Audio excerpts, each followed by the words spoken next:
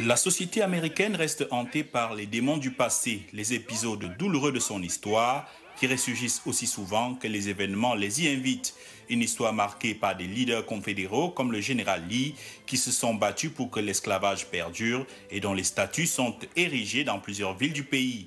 Des statues et autres symboles qui véhiculent des préjugés raciaux et qui choquent certains politiques et défenseurs des droits humains. Il y a quelque chose de très troublant à devoir regarder les statues et les symboles qui glorifient des gens qui voulaient que notre peuple et ceux qui nous ressemblent en soient réduits à être éternellement des esclaves.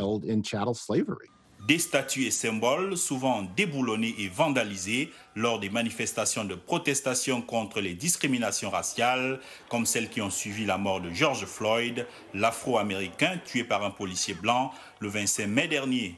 Cette fois, des sénateurs souhaitent que 10 bases militaires américaines, dont Fort Bragg, Fort Hood et Fort Lee, qui portent les noms des officiers qui se sont battus pour le maintien de l'esclavage, soient simplement rebaptisées. C'est le bon moment pour cela et je pense que cela enverrait un bon signal. Le président Trump a déjà marqué son refus, menaçant d'user de son droit de veto. Par la voix de son attaché de presse, il a réitéré l'importance de conserver les bases en l'état. Ces bases monumentales et très puissantes font partie d'un grand héritage américain dans l'histoire de la victoire et de la liberté.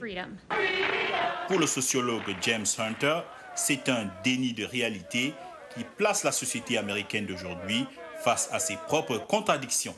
C'est le symbole de la persistance de cette contradiction permanente entre l'égalité déclarée et l'égalité refusée. Débaptiser les statues, bases militaires et autres lieux symboliques qui évoquent le passé esclavagiste des États-Unis revêt en cette année électorale une dimension très politique.